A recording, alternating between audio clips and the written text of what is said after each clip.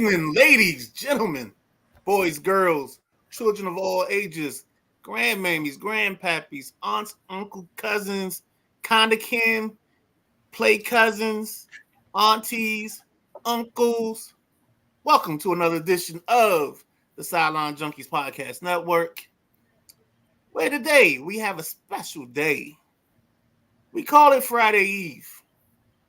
We don't call it by its real name until after a certain thing happens. And if you watch the show, you know what it is. But what we have is we have people, when they go to work tomorrow and they talk about what they did on Friday Eve, they're going to be standing by the water cooler. They're going to be standing by the microwave. Somebody's going to actually put their hands in the thing of donuts that they bought for everybody, and he ain't washed his hands yet. It's a little thing called the Thursday Night Throwdown. Yeah. Why is Isaac Hayes in the background? Ladies and gentlemen, again, welcome to the Thursday Night Throwdown. I am the Midnight Rider. He is the gentleman Jack Carr. That is the big guy KG. And we're going to give you a little intro, a little thing today. We're going to walk you into the Thursday night football game. We're going to talk about some local things, and we got to talk about the World Series, the gentleman sweep that just happened.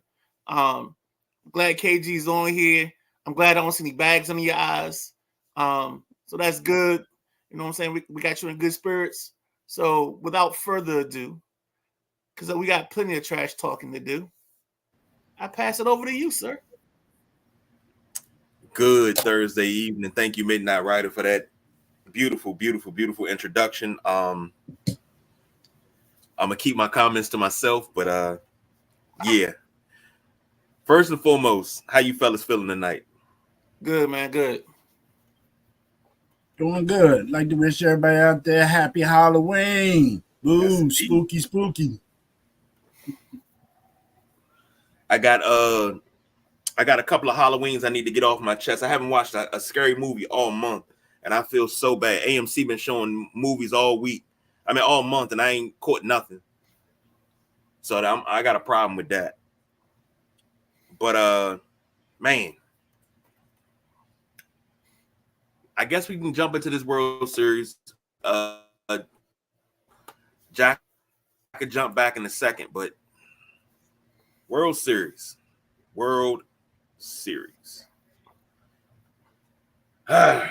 Congratulations to the Dodgers.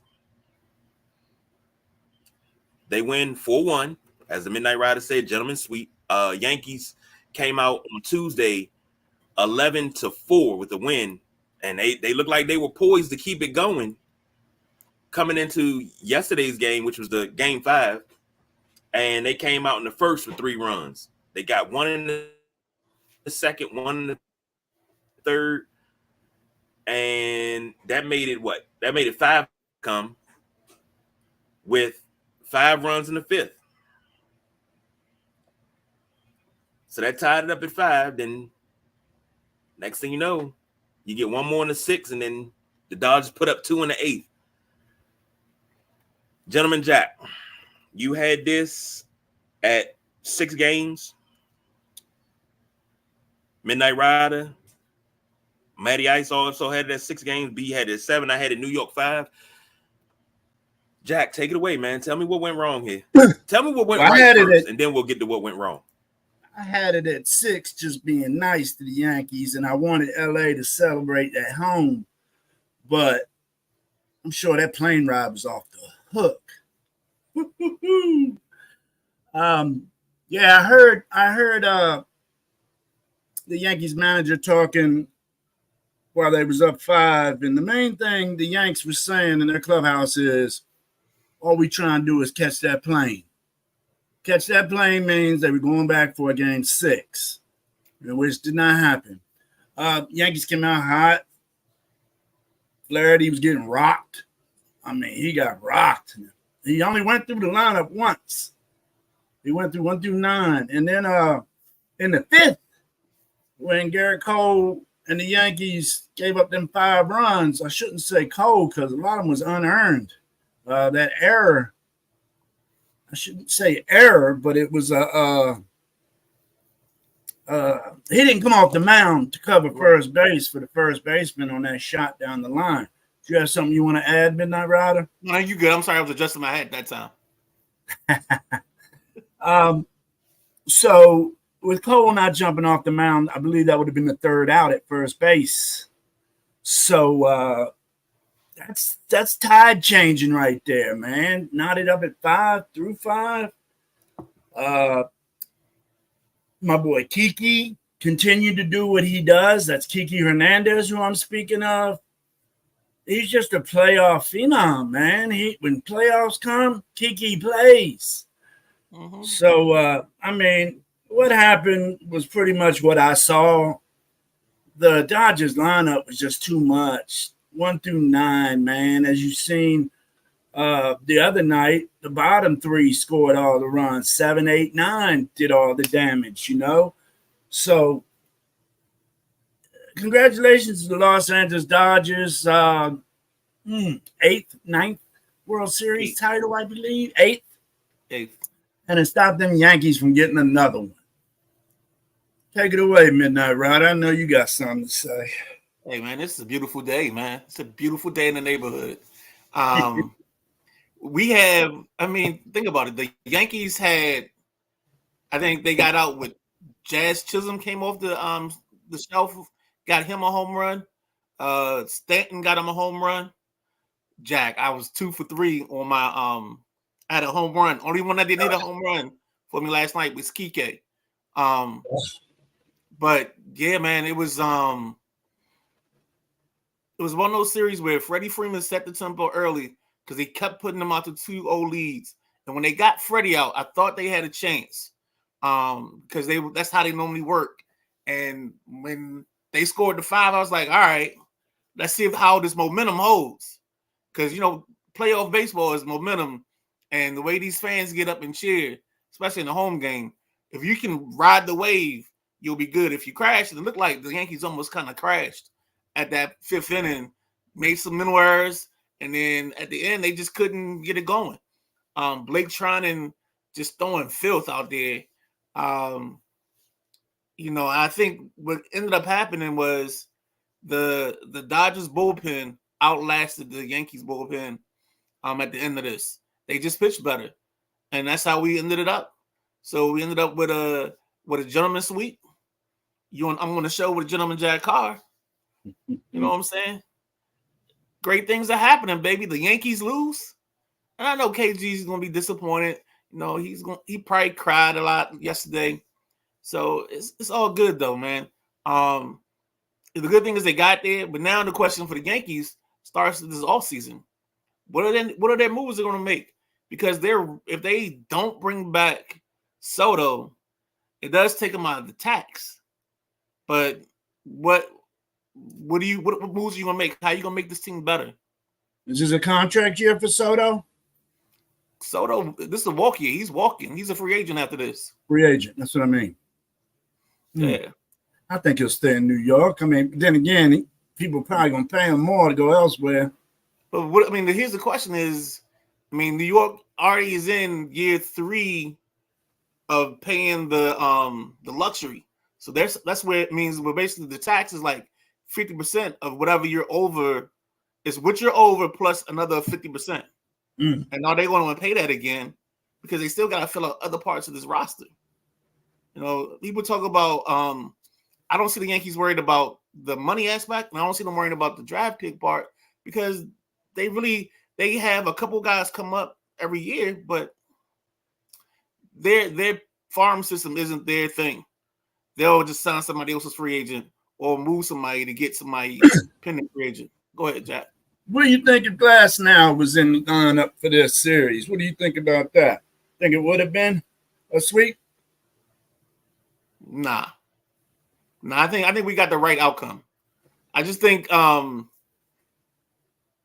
because if you give them a what if, then you gotta give a Yankees what if. You know what I'm saying? Yeah, you're right. I would love to see Glass now get a ring on the diamond. Yeah, because that kid's filthy too. Well, gentlemen, I'm having a little technical difficulties. I hope y'all can hear me. You're good. Okay. Here's a question. No, well, let me get my thoughts on this series. The Yankees had a chance to blow this thing open, and they did not. So that's on them that they lost this series. We should have won 28, but they had a chance to blow this open when they got back in New York and chose not to. Their biggest way to take control of this series was winning last night. You shot yourself in the foot and you didn't win. And here's something as a Yankee fan where I'm a little embarrassed. The fan interference, that the fan got kicked out for trying to take the ball in the glove of Mookie Betts, and people are praising him for that. You, my good sir, are no better than Steve Bartman, even though that was an accident, but you're no better. You this showed was deliberate. Right. You showed a classless Bush League move, and you made Yankee fans as a whole look bad, talking about I patrol this rail and I patrol. No, dude, you're not a part of the game. Yes, we use the word we a lot when we talk about our teams, but we does not mean you in this instance. Your karma right there cost us that game. I am blaming you for that loss because that's karma coming back to haunt us. And everybody that made this dude a hero for what he did, go get bent. Now, Well, did you hear what happened to the tickets for last night's game? no, what happened? The gentleman and his friend who proceeded to hold Mookie's wrist ejected, never come back to Yankee Stadium again. Their seats were given to a young man. I don't know if it's leukemia, but he had been promised a game earlier in the year, and he became ill during transport to the stadium.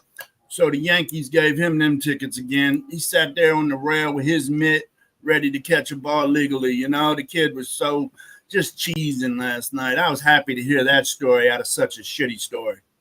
Now that right there, that's where it's at. I can get with that. I can definitely get with that. I don't like things like that. And, you know, I'm the person that doesn't like change, but I don't like things like that. The Yankees did this to themselves because it's no way in four hells you got this type of payroll and you don't win it all. I said it night before last, with that Tuesday night before the game. I said, you know what? You don't win the World Series, that's a busted season. It's not a winning season, it's a bust. And this season was a bust. Because you did all of that to get through the playoffs. You took care of the Guardians. You're supposed to come in here and take care of the Dodgers. The Dodgers took care of you. And it's kind of serendipitous because, SAT word, if I'm not mistaken, Don Drysdale's no-hitter was 53 years ago today. No, it was more than 53 years. Hold on. It was no-hitter World Series. I think it was the anniversary was today or yesterday. Mm-hmm.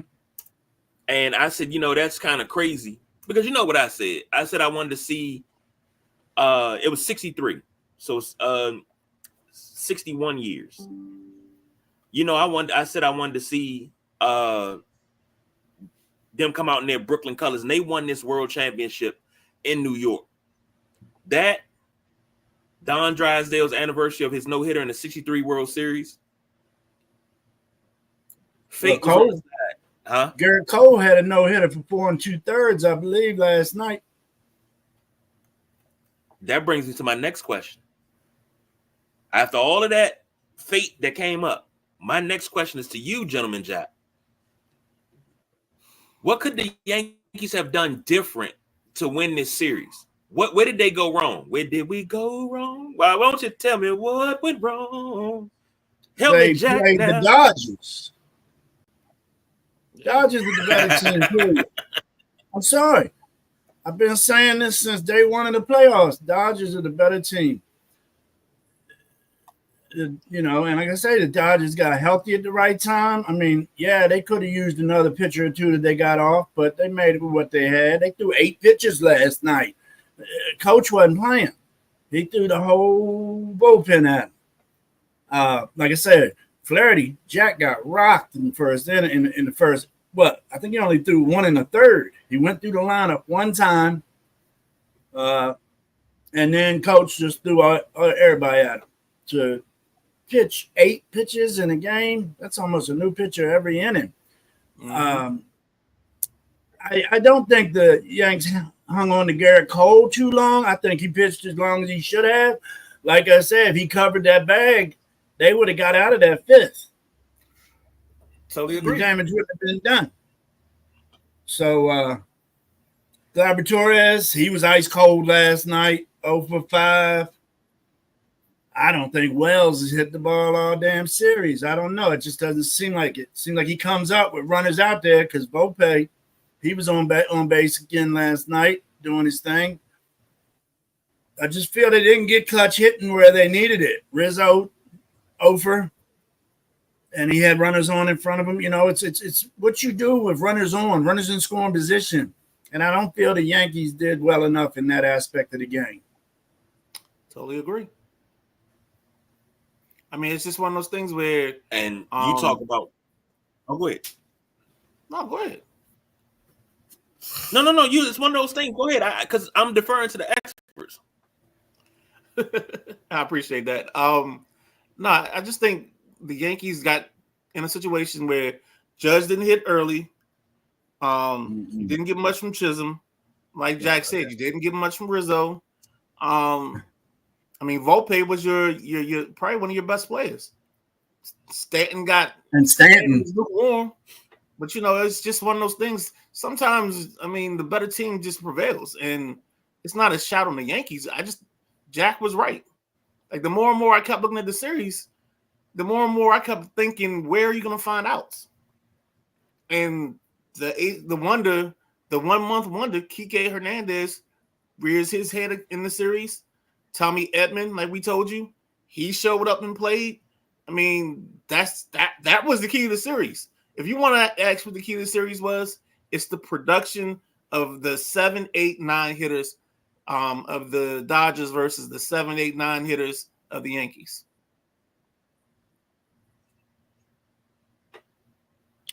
You talk about hitters not hitting. Aaron Judge is a running joke. And it's not because he's a bad player. He just did not have a great series. He was 0 for and run. I think, what was he? 0 for 11 runners in scoring position. And I think he was pressing. You can't have big Aaron Judge. Is that possible? Possible what? I was for a hitter because to press, because now granted, I was never a hitter. I was a great first baseman. I was a great center fielder. But when it came to the plate, I could put the ball in play, but that's about all I could do. But can you press as a hitter? I mean, take me into a hitter's mind when you're in that type of slump. He's been one of the best hitters in the league for the past 2-3 years. Amazing season this year. Just missed Triple Crown. First World Series for the young man. Yes, I do believe he was pressing. He wanted to do big things. I mean, he struck out, 7 times in the first 2 games? Something near that? Yep. His strikeouts, first games 1 through 3 were through the roof. And that, to me, showed a sign of pressing. He was getting caught on balls out of the strike zone, you know. But if you notice games 4 and 5, he wasn't swinging the trash out of the strike zone. He was being more patient. There's a difference in, pressing and patience and pressing. I think he was first 3 games. I really do. What do you think, Midnight Rider? I was going to say, just to piggyback on the great words of Jack Carr, I think when he was at bat, I think he was, they talk about gripping your bat too tight. And I think that's exactly what he was doing. He was trying to make a home run on every at bat or every swing. He wasn't letting his hands do the work. He was probably jumping on pitches that, in the regular season, he would have spit on those pitches, meaning he'd have looked at them. And then there were some pitches he looked at that he shouldn't have looked at. I think he was just totally thrown off by the way the Dodgers pitched him early on. He was reaching, trying to figure out how to get his way back. finally, game 4, he found his way, but at that point, it was a little too late. And that's just the way it went right there, especially in that section. Anything else, Jack, you got on this before we wrap this up? I think we hit it pretty good, man. All right. LA Dodgers, World Series champs. Well, let's go from the diamond to the hardwood. Let's go to the court and let's talk about. Let's talk about the Wiz. But before we do that, let's get a couple comments real quick. Looks like Jack Wagner says, and took care of them in 5-5-3. That meant to say take care of them in 5. All right. And then the next one is hitters didn't show up consistently for the Yankees. And that's totally it. That's exactly what we said, and it's exactly how it played out. That lineup just didn't show in important times. Now let's go round ball. I saw something last night. The Wizards. If you saw our basketball preview show, I said this team shouldn't win more than 15 to 20 ball games. My, how the tides have turned. I am back now. Oh, you heard that part. Yeah. But here's the, because there's a but in this, and there's a very big but, and I cannot lie. And some other brothers can't deny. The thing about this team is they're young, they're athletic, they actually concentrate on playing defense, and you're getting the Jordan Poole that you thought you were getting last year. You're getting him now because I think he's comfortable in his role. He knows what his role is.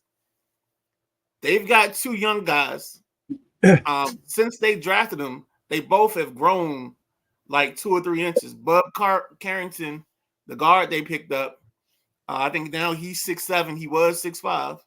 And then Keontae Johnson, the other kid they drafted in the first round, the third kid out of their first 3 picks, he went from 6'5" to 6'8", and he thinks he's going to get to 6'10" before it's all said and done. The Wizards rolled out a starting 5. Average age was 21 years old. No. If they play with this ticket's going to be real hot. I'm not saying they're going to win a whole bunch of ball games, but what we'll tell you is they're going to play an entertaining brand of basketball if they can maintain what I saw last night for 78, because they're at game 4, right? Yeah, for 78 ball games, they can maintain that. I think you're going to have an interesting ticket. I think the ticket will be hot. I think fans will come out because it's going to be entertaining. Like last year, you just could tell there was this big chasm in talent. Now you can't really see that. What you got, Jack? Yeah, I didn't expect them to hang 133 on Atlanta last night. I haven't seen the Wizards hang 133 on anybody unless they're losing, 150 or something. But Coulibaly, I got to get my first pretty good look at him. And I do like that Keontae George. He's got a smooth stroke, and he hustles. He hustles his ass off. Another one, Valanciunas. Wizards got a big man that does big man things, But Alex Sarr, I don't know, man. You play 23 minutes, get 11 points and 5 boards, and you're the biggest man on the court. Well, I really think they dropped the ball on this. I know he was predicted, got to be number 2, He's the best. I don't think he was the best pick at that spot. But the Wizards are young, and from what I seen from Poole last night, I did not see it since he's been in D.C. I haven't seen this. He was coaching up these young guys last night. They had they do mic'd up or whatever, and you could just hear Poole. All right, work ain't done yet. Still got work to do. He was just coaching these young boys up like I haven't seen him do yet. Not that I'm always on the court with Jordan Poole, but ever since he left Golden State, he kind of seemed to be in a down funk to me. And what I seen from him last night looked like he's happy looking forward. So this ain't going to happen overnight. I still think they got 3 more years till they make playoffs. But they're doing good things with some young players, and you let the young players play. You don't get to play just because you're a vet. So, yeah, Washington basketball's got a little buzz going around the city right now. I'll tell you this. I like to see the Wiz kids do good. I really do. I love to see them do good. Jack, you hit the nail on the head with Valanciunas. Valanciunas he's a man. Let me use another term. Valanciunas is a mensch. That's what he is. He is a mensch, and always has been. And Perry thinks he's going to be gone before trade deadline. He's just a bargaining chip. But if they take Valanciunas and he takes Sarr under his wing, I think Sarr will be a little bit better of a player. And he's young, so he has room for development. But I agree with you. You can't be the biggest player the tallest player on the court, and you only pulling down 5 boards. The art of rebounding, it has to turn into a craft again. That's the thing. It has to turn, especially when you got young bucks like this. They have to see this game as an art form, as a craft, and you have to work on your craft. You have to individually go and box out and do things like that. And you have to work on this thing, because once you work on it, the repetition and the practice, it becomes second nature. With this Wizards team, I'm expecting a lot more from Marvin Bagley, because I've always expected more from Marvin Bagley, but he only played last night. He ain't get no time last night. No. If they play Marvin Bagley, I'm going down and squarely kicking somebody in the junk. You let this kid Sarr figure it out. You let him have his bumps and mistakes, just like you did Coulibaly last year. This is the same way they brought him along. And if you watch Coulibaly last night, he was a totally different player. He came down a couple times, shot a couple pull-ups, even controlled the offense. Like, the Wizards are going to be positionless, and they're going to be difficult, because when you start seeing all those long arm wing defenders and defenders, period, it's going to make the court shorter. And you're going to see them play something that you ain't never seen them play before in DC, and that's defense. And it's not going to be much, because the way the game is set up, it's not set up for defense to be successful. It's set up for you to shoot 800 threes, and if you hot that night, you're going to score 130, 140. So that's all I got on that. And it's been a thing. Remember, what was that, about 3-4 years ago? We sat in the very same studio, and we were talking about how the Wizards can score 135, but they give up 140. They could, and Bradley Beal said it himself while he was scoring. He's like, man, we can outscore anybody, but we can't defend the park car. And that was during my whole time of saying that the Wizards, that current Wizards team, even this Wizards team, I'm going to say it again. You get somebody like Mark Jackson to teach you how to score and play defense, they'll be all right. But a guy that I've been keeping his praise on everybody's lips, Corey Kispert. He had 16 last night, 37 minutes of play. So that he played some meaningful minutes. I guess that's the 6 man off the bench role. I think Kispert's going to be your guy that turns the corner this year. He's one of my guys that I've been looking out for. Anthony Gill didn't play. I want to see what Johnny Davis got. He only played 6 minutes last night too, but you gotta play well to get minutes. You want minutes, you gotta play well. You gotta take the time that you got, but you also gotta show it off in practice too. I think that's why these guys like Bagley, Davis, and Baldwin and Gill are not getting the playing time, because they're not showing up. They're not showing what needs to be shown in practice right now. But 2-2, and they got 2 back-to-back wins over the Hawks. They have the Heatles. Well, not the Heatles anymore. They have the Heat on Saturday night. That'll be a test, as well as the Warriors coming in on Monday. So, comments real quick. Jack Wagner says, wow, that's a shocker. The Wiz put up 130. Yeah, they can put up 130. They've always been able to do that. It's just that they can't stop anybody.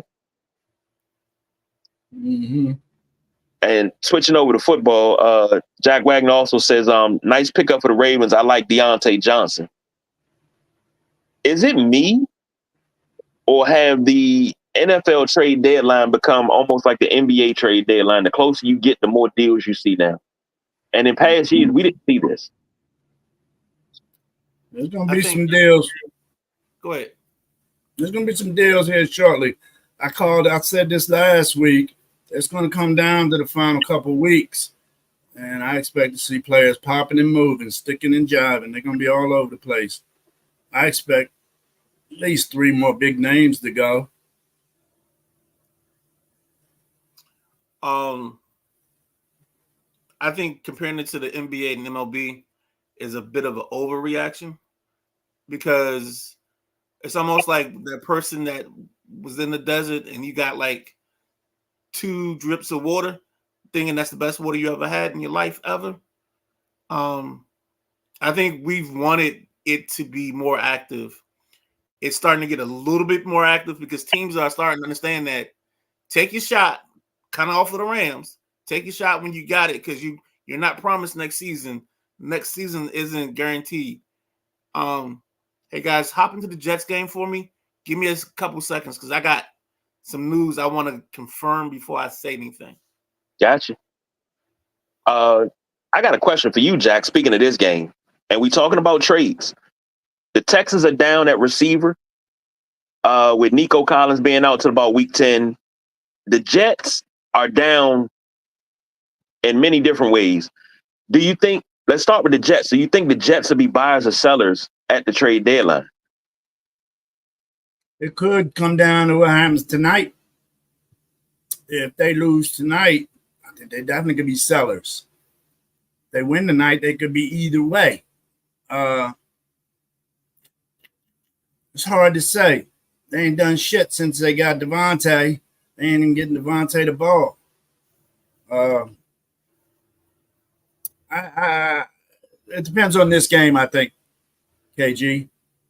All right. What about the Texans? You think the Texans will be buyers or sellers because they got the running game? Mixon is mixing it up. You got the quarterback. Stephon Diggs is out now with an torn ACL. Sad to see him go down like that. You never want to see that. Nico Collins is out for a little bit. So all you relying on is Dalton Schultz and Tank Dell. Do you go and get, just throwing it out there, not saying, I'm just throwing a name out there because Odell, it's been said that Odell Beckham is unhappy. Do you go get an Odell Beckham and see, you can just ride the wave with him for the rest of the season? I doubt if Devontae Adams is traded again, but do you go, they can go sign Hunter Renfrow for all that. And he'll give you depth, but are they going to be buyers on the receivers market because they got 2 receivers down right now? Give CJ Stroud some more weapons. I don't think so. I think tonight CJ Stroud is going to have to be Superman. He's going to have to do more than he normally does and rely on Tank Dell and that big boy at tight end. And I don't see him buying. Nico Collins will be back. They're 6-2 right now, so it's not time to start tripping. I see Houston just sitting back, riding what they got. I think Dell, and what's the tight end's name again? Dalton Schultz. I think Dell and Schultz will hold it down with some of the, the backups. Somebody's got to step up big. I can't think of a wide receivers to mention, but there's going to be some guys in there in starting lineup that haven't been in the starting lineup, so it's time for them to shine. Next man up. This team's 6-2. They're not 2-6. So I think they'll just ride it. And I think that's the part that's overlooked, that they're 6-2. Mm-hmm. And I totally agree with what you guys are saying. I think the person that has to step up is the kid they drafted out of Alabama, Michi. I think they get to see what they have in him. And I think they're going to start coming in, and I think they're going to go the other way and start coming in with some tight ends and do it that way and try to make the game easier for Stroud by, instead of putting the pressure on somebody beating the corners that the Jets have, because the Jets have probably 2 of the better corners in the league. Try to make these safeties cover, make these linebackers cover, attack the middle of the field with your tight ends and see what you can get out of that. My pick, because game started, I'm just gonna put the pick out for you. I think the Jets actually win this because I think their defense is gonna be too strong for the Texans to mount a consistent attack. Yeah, they got injuries in both defensive backfields. I believe Houston's missing one safety, and New York Jets are missing both safeties, and that boy that used to play for the Ravens, the linebacker they got, C.J. Mosley. Yeah, C.J. Mosley is out tonight. So I think the ball's going to be flying both sides. I'm looking for Rodgers for 300 tonight. I think the ball's going to be flying. You put that in on a parlay? Yeah. Okay. Jack Wagner. Blue Magic. Okay. He said Tank Dell. He meant Tank Dell needs to step up for the Texans. I agree with that. And don't forget the Texans have Joe Mixon. And that's how the Texans won last week. Mm-hmm.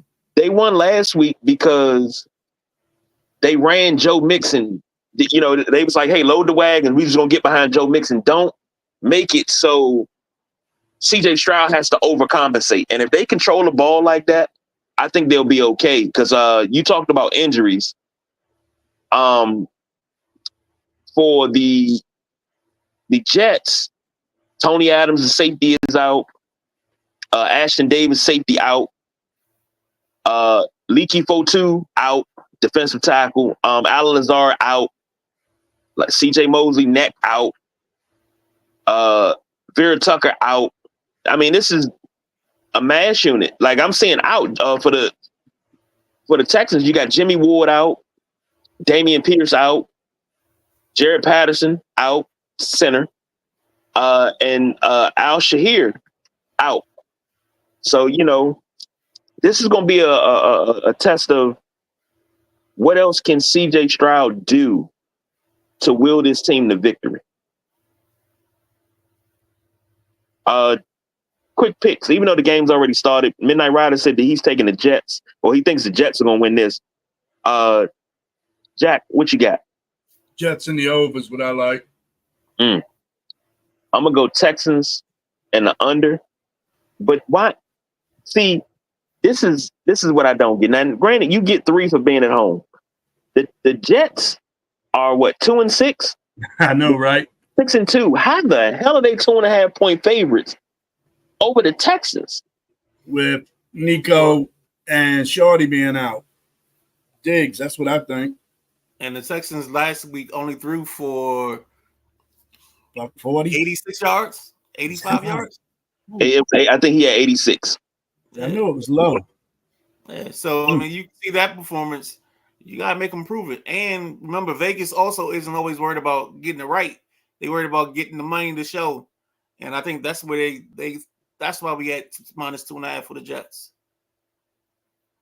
Well, I think Wilson's gonna have a big day to go along with Aaron Rodgers' big day. Tay, he's gonna get his, but I don't think he's gonna go off big. I look for Garrett Wilson to catch one deep for 6. What's that running back they got? Hall? You got 2. You got Brees Hall and Braylon Allen. Yeah, Brees Hall. I think he's going to help out of the backfield too. He tend to be Aaron Rodgers' little dink and dunk guy. Excuse me. All right. So but the Jets also got back one of their key offensive linemen today. Yeah, Morgan Moses. Morgan Moses is back today. Is he left tackle for them? Nah, right. He's right side? Yeah. You'll know he's in the ball game when you see a false start. You'll know he's in the ball game. Hey, Morgan Moses is a gladiator. He used to be the right tackle in the league, and he was also probably top 3 right tackle in the league at one point in time. So watch out. Yes. Well, watch out then. Yeah. 2 things. Actually, I got something else when we wrap this part up. Well, I think we added. We did the picks. We covered everything. So both teams are beat up, but I think the Jets will prevail. All right, so guys, I got some news. our guy Ross Rudder reached out to me. There's an article in the Baltimore Sun where the longtime Navy athletics voice, Pete Medhurst, is scheduled to have surgery to move a brain tumor tomorrow morning. I don't have any other details. I just pulled the information off the article in the Baltimore Sun. So that's who we're using for the basis of this information. We're not using some random site or anything like that. So, I mean, Pete's been a stalwart in this area in terms of commentary with Pimlico, with the racetrack. I think that's Rosecroft. He's been staunch in just being around the sports talk area. I know he's been doing a lot of stuff in the Baltimore section when it comes to NFL. Of course, he's the voice of Navy athletics.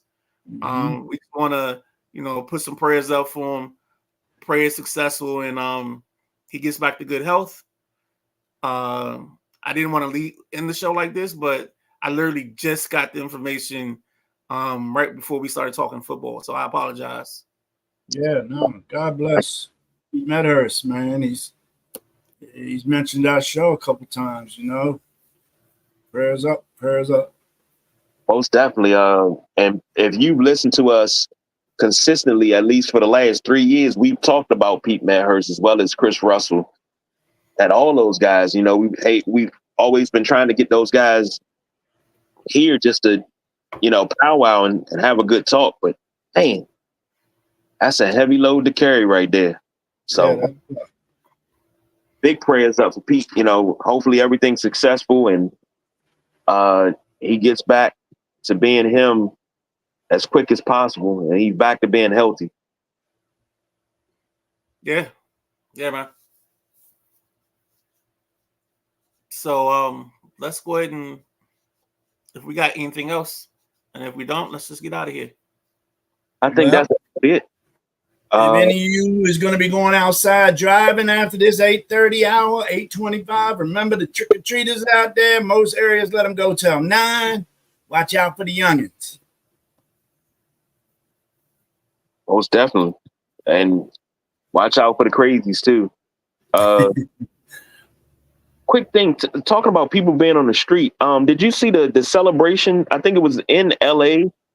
where they were setting off fireworks and the guy blew his hand off. Was it his hand or his finger? No, he blew all his fingers off. Damn. I didn't know that. I didn't stick around to see what digits was left. Oh man, I did. Yeah, I'm sorry. That's why you don't play with firecrackers unless you know what you're doing. Yeah, and this wasn't no pat, pat, pat, pat, pat. This is a kaboom. And he threw everything off. I get that you want to celebrate. I just don't understand the celebration where you destroy property, you flip cars over. Now, I remember when Maryland won the national championship, I don't remember them going super, super crazy. Oh, yes, they did. Maryland always they did. Burning couches, burning dumpsters, put a big fire over there in Frat Row. Okay. That's what they usually do, the fire in Frat Row. They used to bring goalposts to Frat Row, which is a long walk with goalposts. I remember the dumpster fire with the couch in there because I had to come out because they ended up burning fiber optic cables overhead. And it ended up costing $250,000 to replace them fiber optics. And, they thought they were being innocent, lighting a fire in a dumpster, figuring to be contained. But the flames got so big that they burnt overhead wires. Maryland's always been destructive. I'm sorry to say that. Well, I'm glad you said that because I honestly didn't remember. I didn't remember any of that after the national championship. See, they used to do it after every big win. Any upset. Yeah. Now I do remember. Storm the court, go burn shit. I do remember the brouhaha after the Duke game when they came back down 26 and beat Duke. I do remember College Park being on fire. And not literally, but I mean, it was just a 26. So you're going to have to give me a box score from that, bro. I think you got that mixed up. No, yeah. 26. And Steve Blake let him back. That was early 2000s. Steve Blake, that Duke was down 10 with 1 minute, 1 second left, and they came back and beat them. Steve Blake fouled out. No, this is I want to say it wasn't it had to be 2001. It's one of the classic games in the not so rivalry that y'all say. I don't remember Duke losing 25-point lead to Maryland. Jack Wagner said Aaron Rodgers is done. Yeah, I think he's washed. He just got sacked. I'll find it. I'll find it. I'll send the box score over because it was one of the big things where Steve Blake was praised because I think Juan Dixon, I don't think he fouled. I think he was cold, but Steve Blake let him back because he locked up Jay Williams, and then they took Jay Williams out and put Chris Duhon in. He locked Chris Duhon up, and they couldn't do anything. He broke it, and then on offense, he was breaking the full court press like it was nothing. That's right there around the 01, 02 that you're talking about, and them players. Crazy. That's just posted in the group. Okay, I'll do that. I don't remember that ever happening. I'll do that. And they're getting ready to kick off next week. Yeah. So we got college basketball coming up. We do another show, another special.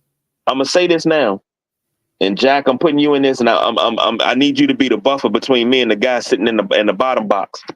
Let's go to a Georgetown game, man. If they do something at McDonald's, let's go to a Georgetown game. We probably can get in there for $4-5. I ain't never been to McDonald's. Yeah, I'd do that. I've been in it. I got pictures in it and walking through the athletic center and everything, but I've never been to a game. They're not gonna play there. Well, they always do a game or two there. Against Holy Cross or somebody. No, it's not gonna be nothing. It's not like they're gonna play Syracuse or nothing. Yeah. Man, you ought to see Duke's early season schedule, man. They play 5 top 10 teams in their first 8 weeks, 6 weeks, something like that. Man, you can tell chefs make that daggone that schedule. That's the way to go, man. Cupcakes go with milk, man. You say what, brother? I said actually better because now you get to figure out what you are and who you are because now you got iron sharpening iron. Sometimes those cupcakes don't help you because, I mean, if you want to play cupcakes, you can just scrimmage your second unit. Oh, I hope somebody didn't take the over. Yeah, I picked it. Quarterbacks out here getting sacked left and right. I picked it. I'm gonna go ahead. I'm getting nervous now. My plus 200 yards. Go ahead, KG. I'm sorry. No, I'm from the John Thompson School. I'm gonna schedule my first before conference play start. I'm scheduling Little Sisters of the Poor. I'm scheduling Holy Cross. I'm scheduling Catholic University so I can get myself tuned up. Nah, but you gotta figure out what you got because you got all these kids in the transfer portal. Duke starts out with Army West Point. That's a thing Coach K set up years ago. Get money into West Point. Then they got number 23 Kentucky on the 12th. Then they got number 10 Arizona on the 22nd. And then the 26th, they faced number 1 Kansas. Then December 4th, they got number 11 Auburn. I mean, ain't no cupcakes in our house, man. We leave those at home. That's too early, though. I mean, we talking about the first month of the season. Those ranking numbers mean nothing at that point to me. Okay. So Arizona scrubs, Kansas scrubs. You're going in hyperbole. What I'm saying is it's so early that some of those people got numbers just because of who they are. So it's you got to find out State. You got to find out who they are. Okay. I love it. Jack Wagner said Cooper Flagg got to earn it. And the boss BJ checking in. Jets defense is flying. So let's get out of here so we can watch this game. One last touch. Cooper Flagg has a brother named Ace. I did not know that. And he just signed on to play at Maine. Oh, okay. He had offers from West Virginia, George Washington, Boston College, and Florida Gulf Coast, but he decided to play in Maine. That's where his family's originally from. So look for Ace Flagg this year. He'll probably transfer in 2 years to a big school. Yeah. I'm not even look, put my soapbox away. Ladies and gentlemen, thank you for joining us tonight. Happy Halloween. Be safe. Check the kids' candy. Trick or treat. Trick or treat. Yo. Enjoy the game. We will be back on Saturday because we got Crown Jewel coming up. So tomorrow, 8 a.m. Let me say tomorrow about 10:30, 11.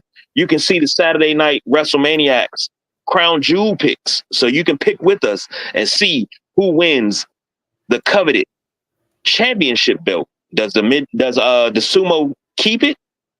Or do myself or the People's Choice Don Rodriguez snatch it away from him? Stay tuned. But we are out of here. Oh.